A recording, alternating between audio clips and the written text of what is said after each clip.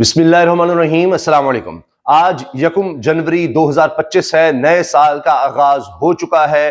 اب بہت سی باتیں ہو گئی کہ گزشتہ سال کیسے گزرا، لیکن نئے سال پر کیا ہوتا نظر آ رہا ہے یہ بھی بڑا اہم ہے۔ آج پہلے دن کی خبریں کیا ہیں یہ بھی ہم دیکھیں گے۔ دنیا میں جو سب سے اہم پیمانے ہیں کسی بھی ملک کی ترقی کے لیے، وہاں پر اظہار رائے کی آزادی کے لیے، خوشحالی کے لیے، ان میں ایک پیمانہ انٹرنیٹ بھی ہے، ایک پیمانہ سوشل ڈیجیٹل میڈیا بھی ہے، بلکہ اب یہ بڑا اہم ترین سمجھا جاتا ہے۔ تو جناب، پاکستان انٹرنیٹ بندش والا دنیا کا دوسرا بڑا ملک بن گیا ہے اور دوسرے نمبر پر آیا ہے۔ میڈیا رپورٹ کے مطابق دنیا بھر میں انٹرنیٹ کی بندش سے متعلق اعداد و شمار جمع کرنے والے ٹاپ 10 VPN کے مطابق پاکستان 2024 میں شٹ ڈاؤن کے دورانیے کے لحاظ سے صرف میانمار سے 1861 گھنٹے پیچھے دوسرے نمبر پر ہے۔ آپ اندازہ لگائیے کہ نقصان کتنا ہوا ہے۔ $351 ملین کا نقصان اٹھانا پڑا ہے، 35 کروڑ ڈالر کا۔ تو یہ ایک تخمینہ ہے، تو اس سے آپ اندازہ لگائیں کہ پاکستان کی کیا حالت ہے اس وقت۔ خواجہ آصف نے سیاست سے علیحدگی کا عندیہ دے دیا، سنو نیوز یہ خبر دے رہا ہے، اور ان کا کہنا ہے کہ جی انہوں نے گفتگو کرتے ہوئے یہ بات کہی ہے، اس بات کا اشارہ دیا ہے جب ان سے سوال ہوا۔ انہوں نے کہا کہ اگر سینئر قیادت نے اجازت دی تو اپنے سیاسی سفر کو خیر بات کہہ دوں گا۔ یہ آپ دیکھیں کہ اگر خواجہ آصف سیاست چھوڑ دیں گے تو کیا پاکستان میں بچے گا، پھر کون اس طرح کی گفتگو کرے گا اور کون اس طرح کے الزامات لگائے گا، نون لیگ کا کیا بنے گا۔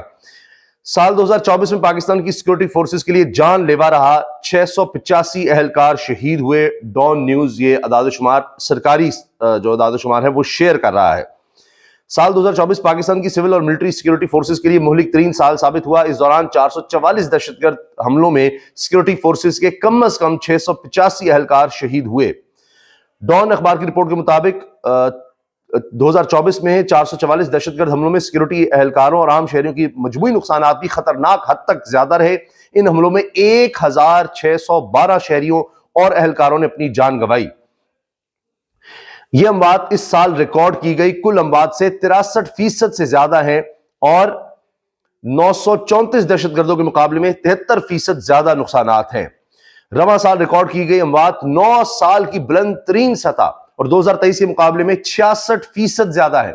2023 سے 66% زیادہ نقصان ہوا ہے، زیادہ دہشت گردی میں جانیں گئی ہیں، اور 9 سال کے یہ بدترین ہم کہہ سکتے ہیں کہ حالات ہیں، دہشت گردی اتنی زیادہ پھیلی ہے، اور اوسطاً روزانہ تقریباً 7 لوگوں نے اپنی جانیں گنوائیں۔ اس حوالے سے نومبر سال کے دیگر تمام مہینوں کے مقابلے میں زیادہ جان لیوا مہینہ ثابت ہوا۔ پوری ڈیٹیل ہے، اگر آپ پڑھنا چاہیں ڈان کی ویب سائٹ پر موجود ہے، وہاں جا کر پڑھ سکیں، ویڈیو طویل ہو جائے گی۔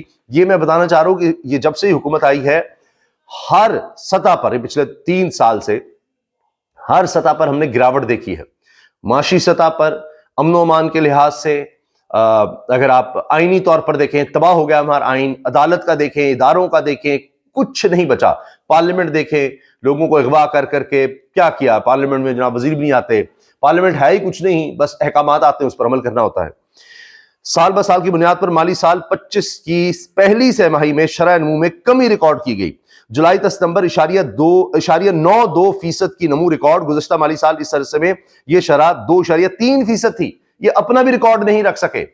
پچھلے سال 2.3% تھی، عمران خان کے دور میں 6% تھی، 6%، اور پچھلے سال ان کا جی وہ پہلی سمائی 2.3 اور اس دفعہ 0.92، 1% بھی شرح نمو نہیں ہے، اور اسی لیے تقریباً 400 ارب روپے کا شارٹ فال ہے جو اب تک انہوں نے ٹیکس اکٹھا کرنا تھا، اور جب گروتھ ہی نہیں ہوگی تو ٹیکس کہاں سے اکٹھا ہوگا۔ یہ دیکھیے ٹریبیون کی بھی خبر ہے، اکنامک گروتھ سلوز ٹو 0.92%۔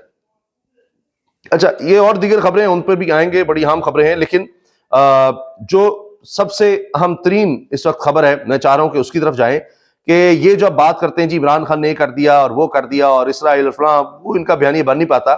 اب گواہیاں دیکھیے کس طرح کی آ رہی ہیں، اور اس میں آپ سنیے کہ خود مشاہد حسین سید کیا کہہ رہے ہیں۔ مشاہد حسین سید نے یعنی بتا دیا ہے کہ کون تھا جس نے اسرائیل کو تسلیم کرنے کی کوشش کی، کون تھا جس نے میزائل پروگرام خراب کرنے کی کوشش کی۔ میں آپ کو سنوا بھی دیتا ہوں، انہوں نے چینل پر یہ بات کی ہے، 92 نیوز پر۔ پچھلی ملٹری ہائی کمان، اب پچھلی ملٹری ہائی کمان ظاہر ہے اور کون، جنرل قمر جاوید باجوہ اس میں آتے ہیں۔ فیض حمید کا تو ہم دیکھ رہے ہیں کہ ہو رہا ہے کورٹ مارشل، لیکن کیا وہ اگر اس طرح کے کاموں میں شامل تھے تو کیا جنرل باجوہ کے بغیر تھے؟ پچھلی ملٹری ہائی کمان نے امریکہ کو یقین دہانی کروائی تھی کہ ہم اسرائیل کو تسلیم کر لیں گے، ہم میزائل پروگرام پر سمجھوتا بھی کر لیں گے اور کشمیر کو بھول کر ہندوستان کے ساتھ تجارت بھی شروع کریں گے۔ مشاہد حسین سعید کا انکشاف یہ اب انٹرنیشنل اسٹیبلشمنٹ ہو، چائنا اسٹیبلشمنٹ ہو، پاکستان کی سیاست ہو، نون لیگ کی سیاست، دیگر جماعتوں کی سیاست ہو، سینیٹر بھی رہے ہیں اور کافی طویل عرصہ سینیٹر رہے ہیں، کیا ان کو نہیں پتا؟ یہ سنیے۔ خاص طور پر اس وقت کا ملٹری ہائی کمان انہوں نے مکسڈ سگنلز بھیجے اور اس نے کہا کہ آنکھ مار دی امریکہ کو اور چین کو، کہا کہ ہم آپ کے تو دوست ہیں۔ امریکہ کو کہا کہ ہم سے آپ سے در قریب ہے اور ہم چاہتے ہیں آپ سے قربت ہو، ہم یہ بھی دینے کو تیار ہیں۔ ادھر ڈبل کراس بھی، چین کہہ رہے ہیں ہم آپ کے ساتھ ہیں، ادھر امریکہ کہہ رہے ہیں آپ کے ساتھ ہیں، اور ہم امریکہ کی ساری باتیں ماننے کو تیار ہیں۔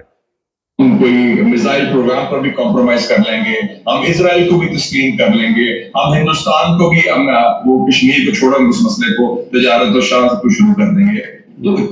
اور امریکہ نے اعلان کیا تھا اس وقت 12 اکتوبر 2022 کو نیشنل سیکورٹی۔ اب آپ نے سن لیا کہ یہ مشاہد حسین سعید صاحب گواہی دے رہے ہیں نیشنل ٹیلی ویژن پر کہ پچھلی جو ملٹری کمانڈ تھی اور جو ہائی کمان تھی اس میں لیڈرشپ تھی، اس کا یہ سب کیا دھرا ہے، اور یہ کہتے ہیں جی یہ میزائل پروگرام عمران خان کی وجہ سے ہوگا، جی اسرائیل کو تسلیم کرنا چاہتے، کشمیر کا وہ تھا، تو ایکسٹینشن دینے میں آگے تھے، ان سے ڈیلیں کرنے میں، ملاقاتیں کرنے میں آگے یہ تھے، یہ رجیم چینج کروا کر گئے جنرل قمر جاوید باجوہ، موجودہ حکومت کو رکھوا کر گئے۔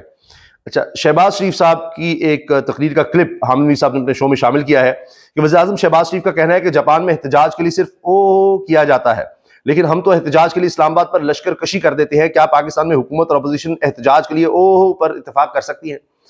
بھائی یہاں تو بھی کرو تو بندے کو گھر سے اٹھا لیا جاتا ہے، اگر وہ سوشل میڈیا پر کچھ بات بھی کرے، یہاں تو کرنے کی بھی اجازت نہیں ہے۔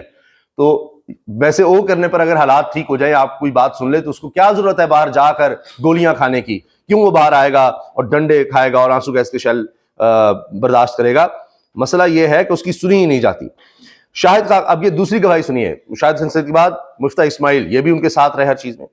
شاہد خاقان اور میں نے سروے کروایا جس کے مطابق نارتھ، جنوبی، سینٹرل، ویسٹ پنجاب میں عمران خان کی نون لیگ پر لیڈ ڈبل تھی، ڈبل، یعنی اگر ان کے نون لیگ کے 50,000 ووٹ تھے تو ان کے 1 لاکھ ووٹ تھے۔ عمران خان پورے پنجاب کے پی میں لیڈ کر رہے تھے۔ کراچی میں میرا اندازہ تھا عمران خان 15 سیٹیں جیتیں گے، لیکن وہ 22 میں سے 20 جیتے۔ 8 فروری کو عوام نے مقتدرہ کو سرپرائز دیا، مفتہ اسماعیل، لیکن اس کے بعد پھر آپ نے دیکھا ڈاکہ مارا گیا۔ اب یہ 2024 کے حوالے سے میڈیا اور سوشل میڈیا کے لیے کیسا رہا، اس پر فواد چودھری تھے، مفتہ اسماعیل، رؤف کلاسرا، اطہر کاظمی، فہد حسین صاحب اور محمد علی درانی اور کاشف واسی صاحب نے یہ پروگرام میں ان کو لیا تھا، اور ان سب نے یہ بات کی ہے، اور اس میں نے آپ کو سنوا دیا کہ مفتہ اسماعیل نے کیا گواہی دی ہے۔ اب ہو یہ رہا ہے کہ یہ کہتے ہیں کہ جی یہاں پر قانون انصاف بڑھا ہے، لیکن ملٹری کورٹ سے جن کو سزائیں ہوئی ہیں اس کے بعد اب وہ عام جیلوں میں گئے ہیں، مگر ان کے لیے اپیل کے لیے کرنے کے لیے دستخط ہی نہیں ہونے دیے جا رہے۔ جیلر اپنا ایک وہاں پر فرعون بنا ہوا ہے، اور ایک والد نے یہ درخواست دی ہے، بیٹے کو 25 دسمبر کو سزا سنائی گئی، 27 دسمبر کو کوٹ لکھپت جیل میں منتقل کیا گیا۔ اب یہاں پر ہوا یہ ہے کہ عدالت نے سرکاری وکیل کو وکالت نامہ دستخط کروانے کا حکم دے دیا۔ وکالت نامہ سائن نہ ہونے پر دائر درخواست پر لاہور ہائی کورٹ میں سماعت، یعنی اب وکیل کے لیے، یعنی یہ میرا وکیل ہے، اس کے لیے جو قیدی ہے اس کو سائن کروانے کے لیے بھی آپ کو ہائی کورٹ جانا پڑ رہا ہے کہ جی سائن تو ہونے دو۔ یہاں یہ توقیر رہ گئی ہے عدالتوں کی کہ اب جیلر جو ہے وہ زیادہ طاقتور ہے۔ صحافی عمران ریاض کے خلاف مقدمات کی تفصیلات منظر عام پر آ گئیں۔ صحافی عمران ریاض پر F I A cyber crime wing میں 3 مقدمات اسلام آباد میں درج ہیں۔ ایف آئی اے رپورٹ، صحافی عمران ریاض کے خلاف سائبر کرائم ونگ لاہور میں 1 انکوائری چل رہی ہے۔ ایف آئی اے رپورٹ جمع، اسلام آباد پولیس کے پاس صحافی عمران ریاض پر کوئی مقدمہ درج نہیں۔ پولیس رپورٹ، اسلام آباد ہائی کورٹ کے جسٹس محسن اختر کیانی نے کیس کی سماعت کی اور وہاں پر یہ ساری رپورٹ پیش کی گئی ہے۔ پتہ نہیں اور کتنے مقدمے بنیں گے بیچارے پر۔ سابق وزیر اعظم شاہد خاقان عباسی نے حکومت سے مستعفی ہونے کا مطالبہ کر دیا۔ حکومت استعفیٰ دے اور گھر جائے، عوام کو پھر موقع دے۔ سابق وزیر اعظم شاہد خاقان عباسی کی 365 نیوز کے morning show rise and shine میں گفتگو۔ اب آپ یہ دیکھیں کہ کس طرح سے جو ان کے اپنے لوگ تھے وہ بھی بتا رہے ہیں کہ آپ سے معاملات نہیں سنبھلنے، جان چھوڑ دیں اس ملک کی، استعفیٰ دے دیں۔ اپنے لوگ استعفیٰ طلب کر رہے ہیں۔ یہ اس وقت انہوں نے ملک کی حالت کر دی ہے۔ یہ جناب آج پہلے دن کی بڑی خبریں ہیں۔ اللہ حافظ۔